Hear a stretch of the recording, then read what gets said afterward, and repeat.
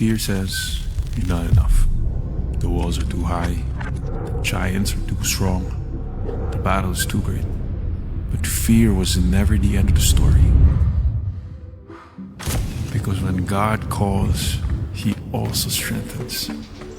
Through rugged terrain, across uncertain ground, into the dark valleys of life, He gives courage to keep moving forward.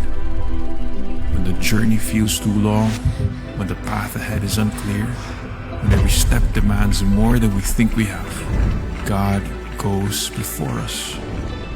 Strength for the journey, faith for every step, courage for the calling.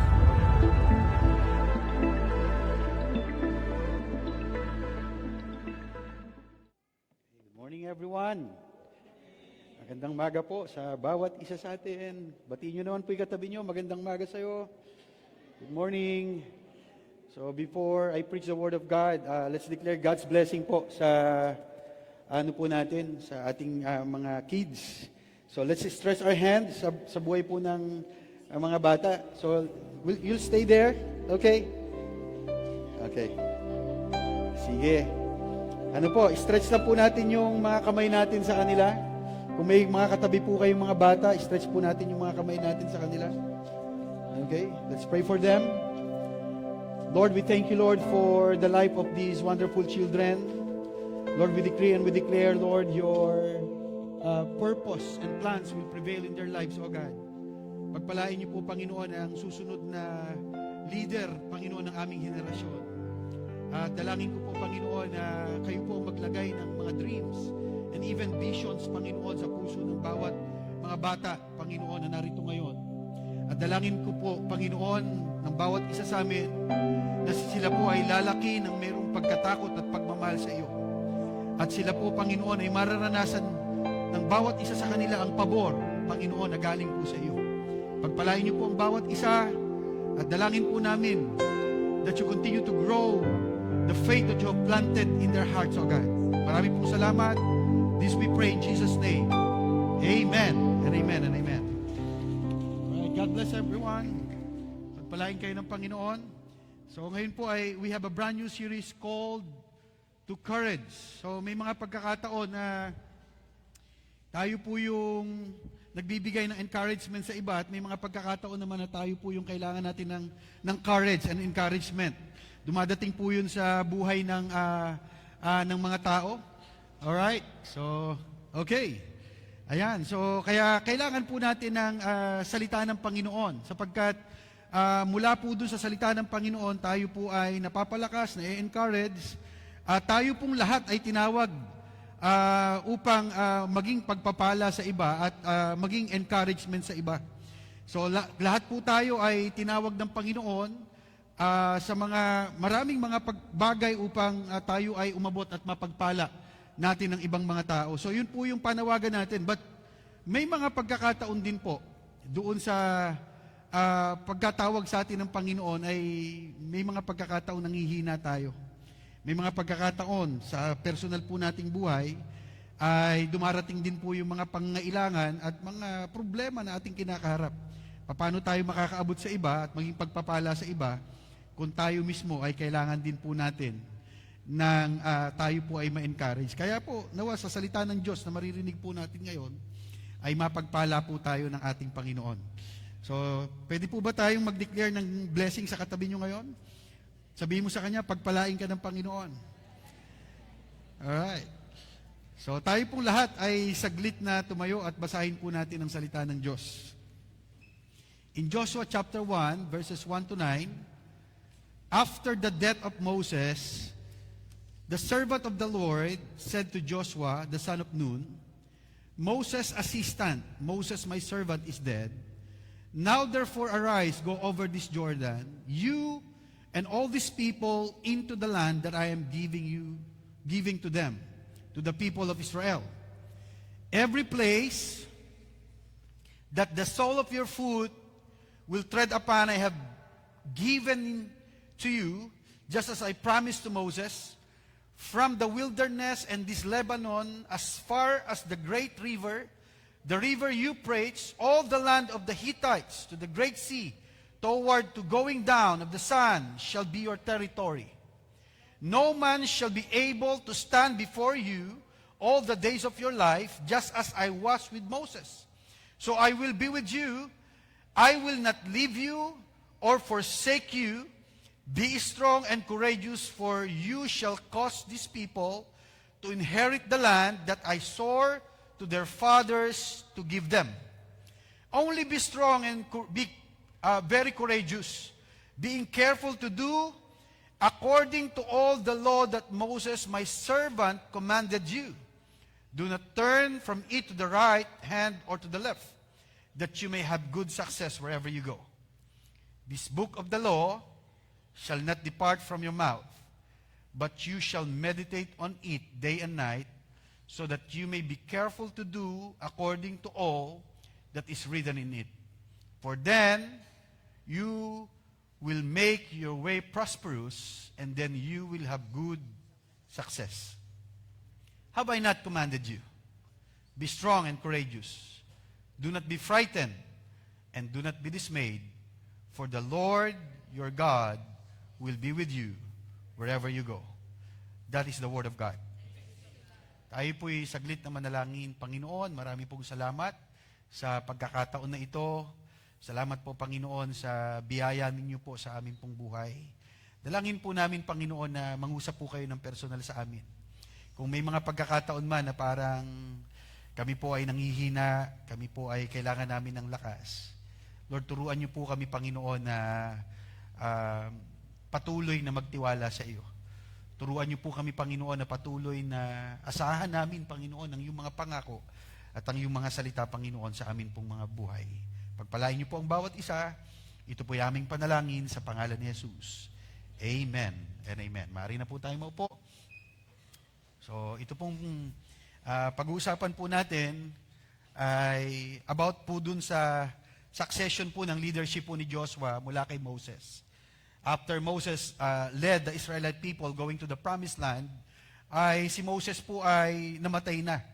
Kaya nga po, mula po dun kay Joshua na siya po ay isang slave, isang alipin, pag binasa po natin mula po dun sa Exodus, si Joshua po ay naging soldier.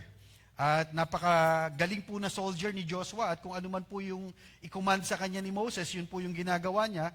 At maalala po natin na si Moses po habang nananalangin, na itinataas po yung kanyang kamay ni Hur at saka ni Aaron, si Joshua naman po yung nakikipaglaban. So yun po yung trabaho ni Joshua. And after that, ay naging naging spy. Alam niyo po, bago po sila pumunta sa Promised Land, ay nag-spy po sila sa Promised Land. Iba po yung nakita nung 10 kasama niya. Sabi niya, hindi natin kayang pumunta doon sapagkat ang lalaki nila, they are so powerful. Pero si Joshua, iba yung nakikita niya. Habang sumusunod tayo sa Panginoon, sabi niyang ganon, ay tutulungan tayo ng Diyos at pagtatagumpayin tayo ng Panginoon. Tama po ba yon? So, ibig sabihin, yung pagtatagumpay, wala po dun sa laki nung problema na ating kinakaharap or liit ng problema na meron tayo. Yung pagtatagumpay ay nandoon sa pagkilala natin sa kayang gawin ng Diyos sa buhay natin. Yun po yung message po ito po si Joshua. And after that, ito na nga po yung succession. Alright, wala na si Moses, ikaw na yung nandito ngayon, kaya lang, ang problema, napakalaki ng task. Okay? So, God's calling is bigger than our ability. Ito po yung sitwasyon. After the death of Moses, the servant of the Lord said to Joshua, the son of Nun, Moses' assistant, Moses, my servant, is dead. Now, therefore, arise, go over this Jordan, you and all these people, into the land that I am giving to them, to the people of Israel.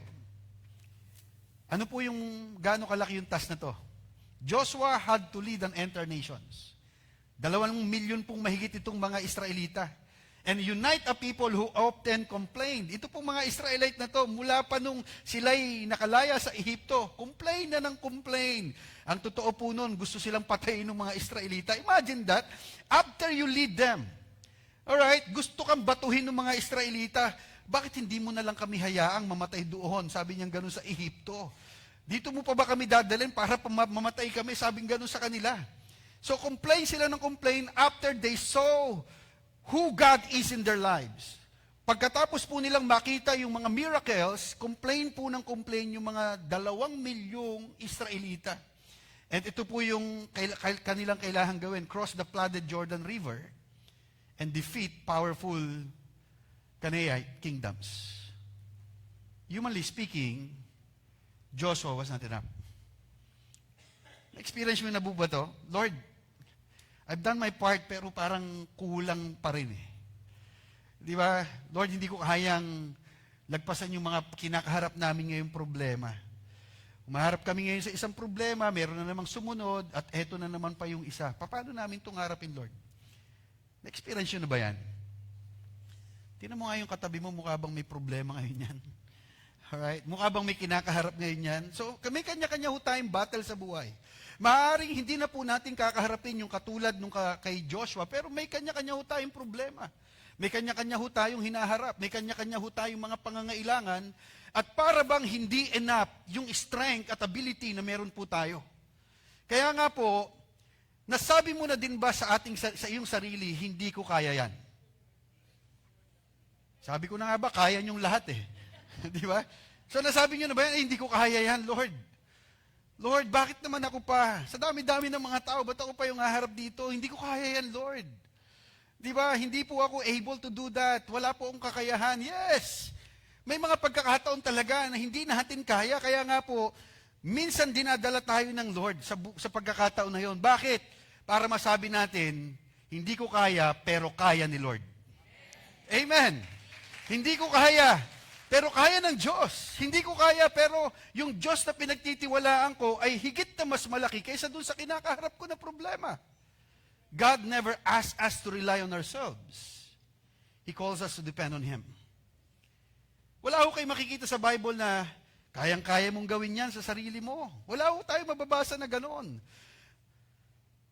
Ang makikita ho natin, the task is great, napakalaki ng task, at parang imposible. Pansinin niyo po, dinala po sila doon sa Red Sea. Kaya ba nilang tumawid doon? Hindi. Pero hindi ho imposible, hindi ho nagkataon lang na dinala sila ng Panginoon doon sa Red Sea. Bakit? Upang patunayan ng Panginoon sa kanila na ako na Diyos na nagpalaya sa inyo sa Ehipto, ay Diyos na sasama sa inyo dito sa pagdaan nyo sa Red Sea. So now, wala silang magawa. Nandun sila sa Red Sea, okay, pagharap nila, Red Sea, dead end. Pag talikod naman nila, nandun yung Egypt. Di po ba? So ngayon, tinawag sila ng Panginoon para dumipende sa Diyos. Wala na silang magawa, tumingala na lang sila. Di ba? Nag-pray na lang sila, Lord, samahan niyo po kami, tulungan niyo po kami. May mga pagkakataon, kahit saan ka tumingin, Lord, hindi ko kaya. Pero pag tingin mo sa taas, tandaan niyo po ito, papaalala sa iyo ng Panginoon, you don't need to depend on your own ability. Kailangan mo lang magtiwala sa akin. At pag nagtiwala ka sa akin, ako ang Diyos na kayang humati ng dagat para sa iyo. Amen. So now, our inadequacy becomes the stage where God's sufficiency is displayed. Doon sa mga pagkakataong hindi natin kaya, doon makikita kung ano ang kayang gawin ng Panginoon sa ating buhay. Maraming pagkakataon sa ating buhay na hindi talaga natin kaya. Pero again, makikita natin ang kaya ng Panginoon na gawin sa ating. God's presence is greater than our fear. Malaki yung task, di ba? Imposible, pero nakita na to ni Joshua eh. Nakita na niya kung paano humati ang Panginoon ng dagat. Kaya nga ang sinabi po niya, dun sa mga Israelite people, sundin lang natin ang Diyos. Alright? Sapagkat habang sinusunod mo ang Panginoon, makikita mo ang pagsama at kapangyarihan ng Diyos sa iyong buhay. So ngayon, nakita niyang muli ito. Napakalaki nung tungkulin na inatang po sa kanya, pero ito po ang binigay sa kanya ng Panginoon. God gave Joshua something greater, the promise of His presence. And Joshua's greatest need was not military strategy. It was confidence that God Himself would go with him. Minsan ang dami nating strategy sa buhay. Lord, para mapagpala ako, ito yung gagawin ko. Yes, may part po tayo ron. Pero maraming pagkakataon, inuna natin yung strategy. Pero nakalimutan natin yung Diyos na nagbibigay ng lahat ng ating pangangailangan. Pero ito, inunang sabihin ng Panginoon, hindi niya sinabi na, Joshua, okay, i-train mo lahat yung mga soldiers. Okay, hindi niya sinabi na, Joshua, kailangan everyday 10 kilometers, magja-jogging sila. Alright, hindi niya sinabi na, Joshua, everyday kailangan may firing lessons. Hindi niya sinabi yon. Sinabi niya, Joshua, ako na Diyos na sumama kay Moses. Ako na Diyos na gumawa ng mga himala. Ako na Diyos na nag-ingat sa inyo. Ako na Diyos na nag-provide para sa inyo nung nagdaang 40 years. Ako na Diyos na hindi nagkulang sa lahat ng inyong pangangailangan. Okay. Ako na Diyos. Kung titingnan po natin sa konteksto natin ngayon, ako na Diyos na nag-provide sa inyo nung panahon ng pandemic. Nag-ingat sa inyo. Ako na Diyos nung kayo may problema na tumugon sa lahat ng inyong pangangailangan. Ay isang Diyos na sasama sa inyo sa anumang problema na kinakaharap nyo ngayon. Amen. So, ito po yung sabi niya. Alright, it was confidence that God Himself would go with him.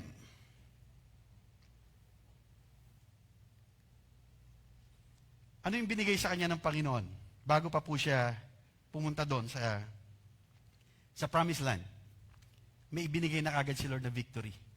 In Joshua chapter 1, verse 3 to 5, every place that the sole of your foot will tread upon I have given to you, just as I promised to Moses, from the wilderness and this Lebanon as far as the great river, the river Euphrates, all the land of the Hittites, to the great sea toward the going down of the sun shall be your territory. Ito masarap sa Panginoon. Ano po? Bago ka pa humakbang sa iyong laban, binigyan kanya na ng tagumpay sa iyong buhay. Napakasarap hawakan ho ng pangako ng Diyos.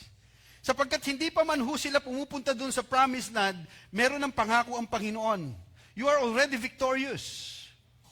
Sabi mo nga sa katabi mo with convictions, alam mo, tagumpay ka na sa buhay. Alright. So, baka nalulungkot pa kasi siya eh.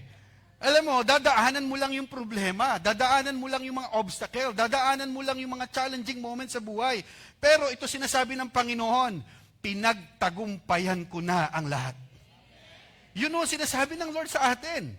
Bago pa sila pumunta ron, every place that the sole of your foot will tread upon, I have given to you. Lahat ng haapakan mo, binigay ko na sa iyo, sabi ng Panginoon. So it means, mga kapatid, kung i-apply po natin ito sa ating personal na buhay, dahil nakilala mo na ang Diyos, He is greater than your problems. He is greater than all the difficulties that you are facing today. He is greater doon sa mga bagay na inaalala mo, pagtapak mo sa iyong tahanan, dahil nakakilala ka na sa Panginoon, hawakan mo, ikaw at ang iyong sambahayan ay Kanyang ililigtas. Pangako ito ng Panginoon. So kaya po, may victory na kagad tayo. Sabihin mo sa katabi mo, you are victorious. Okay, ano pa yung binigay niya? His protection. Sabi po sa Joshua chapter 1 verse 5, no man shall be able to stand before you all the days of your life. Just as I was with Moses, so I will be with you, and I will not leave you, nor forsake you. Kasama mo yung protection ng Diyos. Kasama mo yung presensya ng Diyos. Meron tayong hindi nabasa dyan. Hindi sinabi ng Panginoon dyan that there will be no battles in your life. Wala ho kayong mababasa dyan. Walang sinabi dyan, alam mo Joshua, pag pumunta ka ron, no battles, no difficulties, no opposition. Wala hong ganong Christian life. Hindi sinabi ng Panginoon, pag naging Christian ka na, wala nang problema, wala nang pangangailangan, wala nang mga challenging moments sa buhay mo. Meron ho ba rito walang problema? Sino rito may problema? Kasama yan sa Christian life. Hindi sinabi ng Panginoon na wala ka na magiging problema. Pero sinabi niya, dun sa problema mo, kasama mo ako. Sinabi niya, dun sa pangangailangan mo, kasama mo ako. At pagkasama natin ang Panginoon, the victory is already ours. Yun ang sabi ng Diyos. Yun yung kanyang pangako. I will be with you. At pagkasama natin ang Panginoon, the victory is already ours. Hindi na question, magtatagumpay pa ba kami sa buhay? Hindi na questions, Lord, mapagtatagumpayan ba namin to? Makakaya ba namin to? Hindi natin questions yun. So, dadaanan mo lang ang problema. Dadaanan lang natin niya. Dadaanan mo lang yung mga, yung battles na to, Joshua. Yes, merong kang kakaharapin. Meron kang mga battles sa buhay. Yes, merong oppositions. Yes, may difficulties. Pero dadaanan mo lang lahat yan. Pero pangako ko sa'yo, pagdaan mo dyan, sasamahan kita. Kaya nga may kantang, sabi ng salita ng Diyos, dumaan man ako sa ilog, di ako malulunod. Sabi ng Bible, dumaan man ako sa apoy, di ako masusunog, kasama natin ang Diyos. Di ba? Nangyari yun sa totoong buhay, hindi ito katang-isip lang.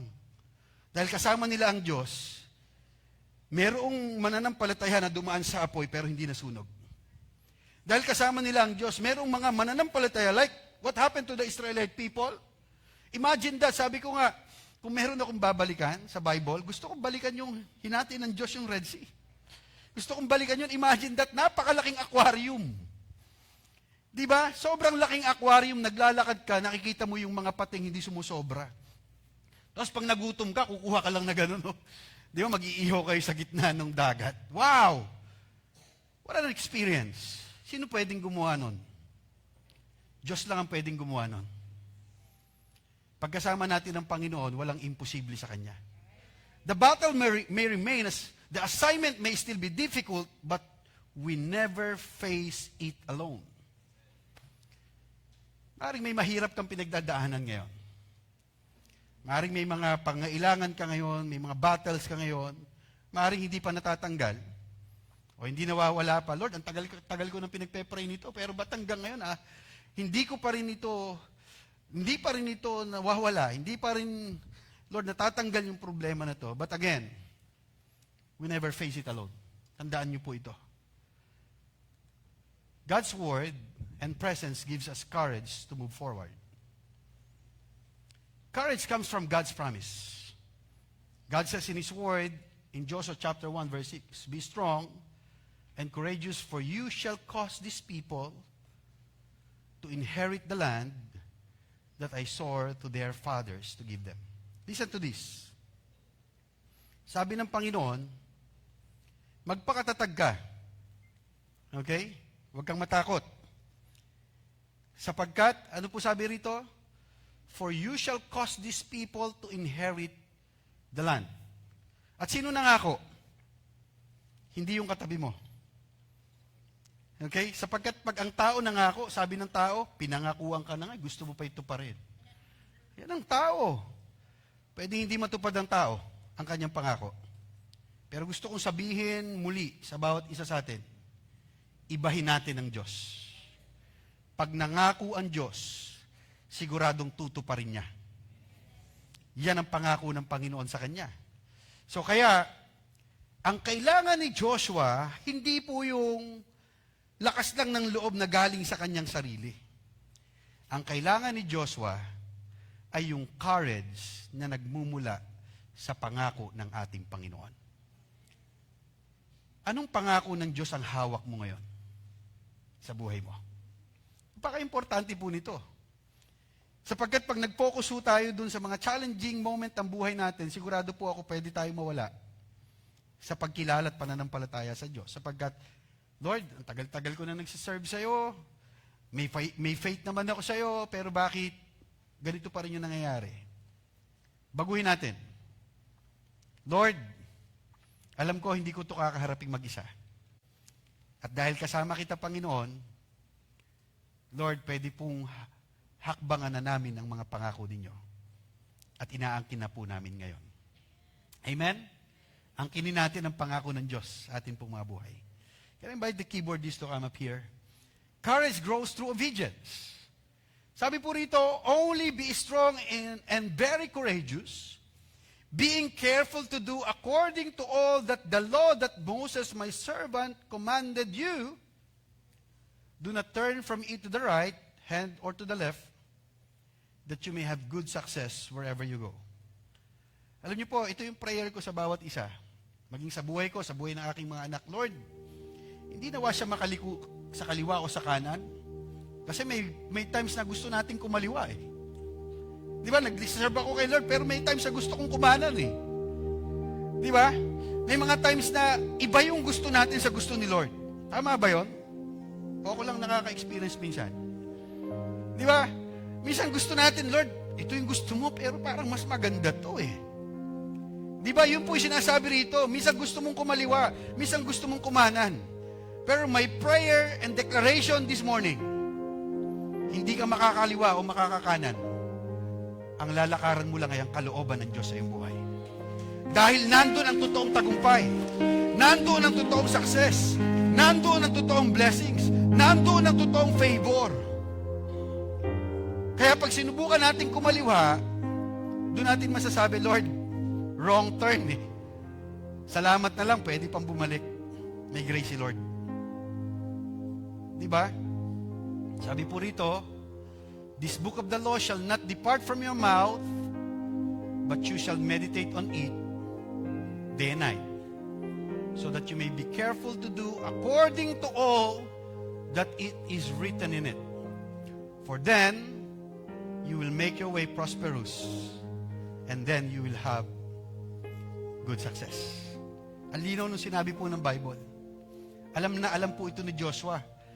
Pag binasa po natin yung Numbers, okay, ang encouragement ni Joshua sa kanila, huwag kayo matatakot. Kasi sabi nila, parang tipaklong lang tayo sa kanila. Ang lalaki nila eh. Hindi natin sila kaya. Pero ito sabi ni Joshua, alam na alam niya eh. In-encourage niya yung mga Israelite. Basta sundin lang natin si Lord. At sabi niya, sasamahan niya tayo. At pagtatagumpay niya tayo. Kaya ito rin po yung yung encouragement niya. Huwag niyong kakalimutan. Yung pagiging successful, minsan iniisip natin, kailangan marami kang pera. Pero bakit maraming perang depressed? Hindi masasabing successful yun. Bakit may maraming pera na walang totoong kasapatan, walang totoong katiyakan sa buhay? Ang daming maraming pera, takot na takot mamatay. Why? Kasi hindi mo sasabing totoong success pag marami ka lang na pera. Ito ang totoong success. Do not depart this book of the law from your mouth. Meditate it day and night so that you may be careful to do everything written on it. Ano sabi ron? And your life will be prosperous and successful. Sino po rito gustong tagumpay at successful na buhay? Sundin lang natin ang salita ng Diyos. Sundin lang ho natin ang katwiran ng Panginoon sa ating buhay at hindi ho ito yung subukan natin. Baka sakali, hindi ho ito baka sakali. Totoong-totoo ang salita ng Diyos. At wala pa ho akong nakita, narinig, Pastor, nung sinunod ko si Lord, naging miserable yung buhay ko. Wala pa ho akong narinig na ganon. Yung narinig ko, nung sinunod ko si Lord, naging payapa ang buhay ko at nagtagumpay ako sa aking buhay. Yun ho ang totoong success. Amen? So now, mga kapatid, the secret to courage is not self-confidence. It is God confidence rooted in His Word. The more we know God's promises, the stronger our faith becomes. Alamin natin ang mga pangako ng Diyos at panghawakan mo ang salita ng Panginoon sa atin pong mga buhay. Alam niyo po, I remember the story of my friend before I end.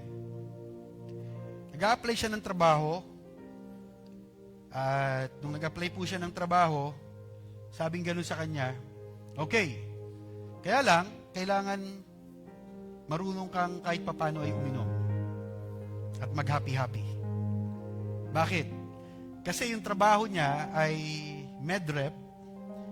At hindi lang po yun, kumbaga dun sa work na natatanggapin siya, kailangan niyang i-treat yung kanyang mga clients sa iba't ibang mga, alam nyo na, so yun yung isa sa mga inaano sa kanya, sinasabi sa kanya. Sabi niya ganon, parang hindi ito yung kalooban ng Panginoon sa akin. So, to cut the long story short, hindi po niya tinanggap yung trabaho. Alam niyo po, parang sa isipan natin, Lord, eto na yung trabaho kumbaga, naghahanap ako ng trabaho, eto naman na, okay naman na yung trabaho. Pero again, do not depart of this book of the law from your mouth, meditate it day and night. Sometimes, it doesn't make sense. Lord, eto na blessing naman din to, Lord. Pero ito ba yung kalooban ko para sa'yo? So now, doon po nagkaroon ng palagi ko hindi ito yung kalooban ni Lord. Lord, I will follow you no matter what it takes. May sacrifice man. Hindi po niya tinanggap yung trabaho. Pero eventually, nakahanap din po siya ng trabaho. At yung trabaho po niya na yun po yung nagbukas ng pintuan. Alam niyo po, para ma-discover niya yung isang negosyo.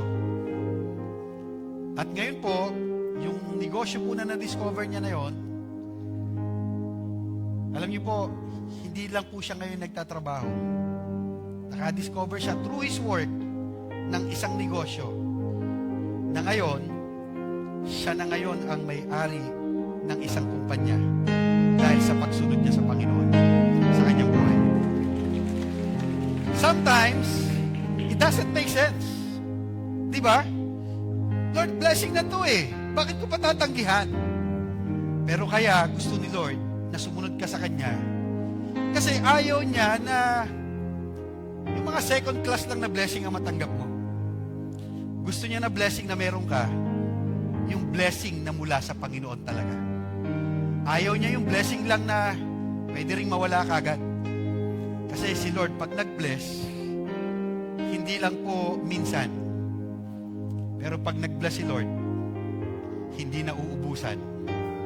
Dahil ang Diyos ang pinagmumulan ng lahat ng mabubuting mga bagay. Amen. Well, let's praise God. Praise Him. Courage, rest in God's presence. Have I not commanded you? Be strong and courageous. Do not be frightened and do not be dismayed. For the Lord your God is with you wherever you go.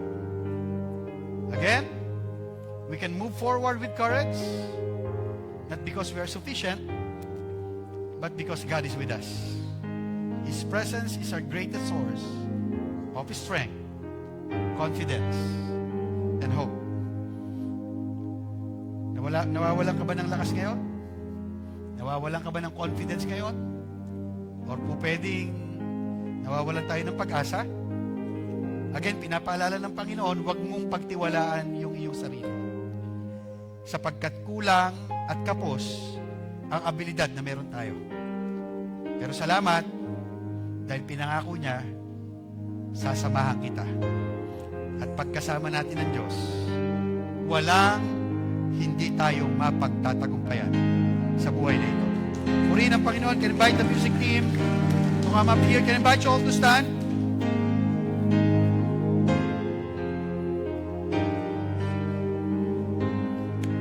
Sa pagkakataon na ito, before we sing this song, pwede ba nating sabay-sabay isigaw na tayo pinagtagumpay na ng Panginoon? Can we shout victory? Okay? At the count of 3, 1, 2, 3. Come on, let's praise Him.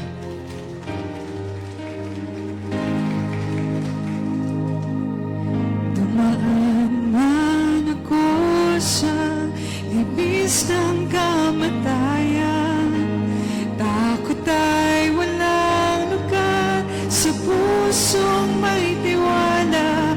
Dumaan man ako sa libis ng kamatayan, takot ay walang lugar sa pusong may tiwala. Dumaan man ako sa libis ng kamatayan. Takot ay walang lugar, sa puso may tiwala. Tamaan man ako sa nibis ng kamatayan. Takot ay walang lugar, sa puso may tiwala. Ikaw ang aking tagapagligtas. Ikaw sa akin ang lahat-lahat. Yahweh, Yahweh, Yahweh. Pag-ibig mo'y walang hanggan. Yahweh,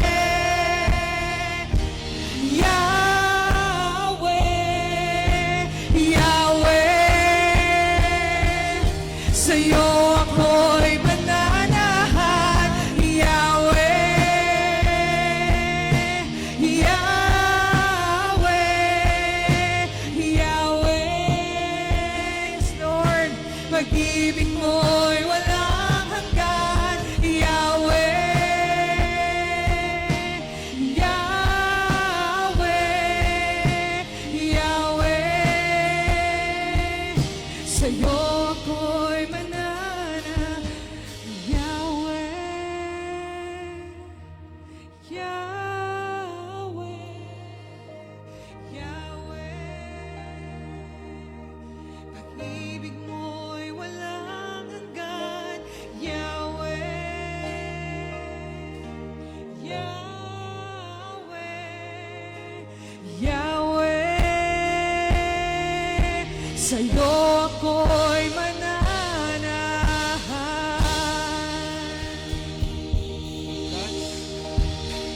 Alam niyo po, nung bata po tayo, dumaan tayo sa time na minsan natatakot po tayo. O kaya pag may madilim na lugar, takot po tayo. Pero di po ba na-experience din natin pag pumasok na yung tatay natin? O kaya naman yung tao na pinagtitiwalaan mo. Di ba, nilalagnat ka, di ba, nanginginig ka, natatakot ka, pero the moment na yakapin ka na ng taong mahal mo, it will make a big difference.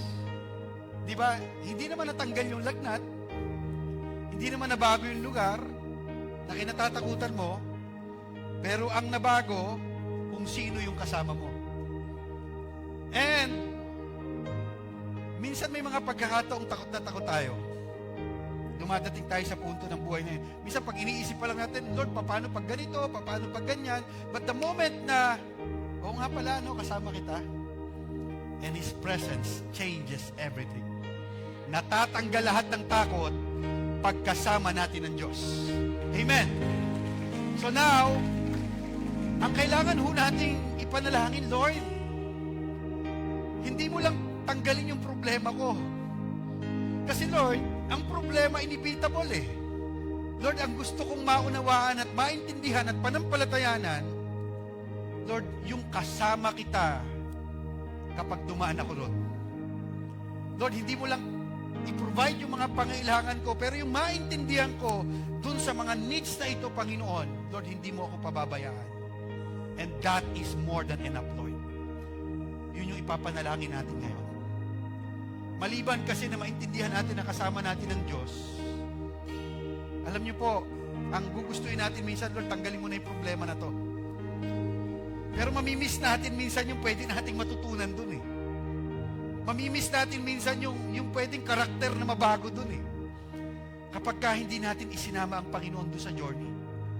Kaya nga, ang ating ipapanalangin ngayon, Lord, samahan niyo po ako at maranasan ko na kasama kita sa anumang sitwasyon ng buhay na meron ako ngayon. Can we raise our hands unto the Lord? Manalangin po tayo. Panginoon, maraming salamat sa iyong mga pangako. Ang sabi niyo po sa amin, do not be afraid, do not be discouraged, for I am with you wherever you go. Lord, thank you kasi hindi mo lang ito sinabi at in-encourage mo kami. Sinabi niyo po ito na may pangako na kasama namin kayo sa anumang sitwasyon at panahon ng amin pong buhay. Kaya nga po, sa pagkakataon na ito, maraming salamat. Dahil anuman ang pinagdadaanan ng bawat isa sa amin, Lord, hindi po namin pagdadaanan ito na kami lang, kasama po namin kayo. At dahil kasama po namin kayo, ay pwede na po naming hawakan ng tagumpay sa aming pong mga buhay. Maraming salamat, Lord, dahil hindi po kami mananatili sa battles ng buhay. Hindi po kami mananatili doon sa panahon na kami may mga difficulties at problema na kinakaharap. Lord, thank you dahil isang araw, dadalhin mo kami sa sitwasyon na sasabihin namin, salamat Panginoon, dahil sinamahan niyo kami sa lahat ng pagkakataon ng aming buhay at maging sa pagtatagumpay. Salamat po, Lord, we claim, Lord, the victory that you already has for us, O God. Lord, marami pong salamat. We decree and we declare, Lord, your promises, Lord, in our lives. Lord, lahat ng iyong mga pangako ay tinatanggap namin ngayong araw na ito. Pagpalain niyo po, Panginoon, ang iyong mga anak. At pagpalain niyo po, Panginoon, lahat at 10 ng kanilang buong sambahayan. Anumang mga pangailangan, kayo ang siyang magpo-provide ng lahat ng ito. Maraming salamat, Panginoon. At ngayon ay tanggapin ninyo ang pagpapala ng ating Diyos, ang biyaya ng ating Panginoong Jesucristo, ang pag-ibig ng ating Ama, at pagsama ng banal na Espiritu ay maranasan ng bawat isa. Ito po'y aming panalangin sa pangalan ni Jesus. Amen. And amen. And amen. And amen. Okay, pagpalain kayo ng Diyos. Okay, can we declare God's blessing? Sabihin niyo po sa katabi niyo, pagpalain ka ng Diyos.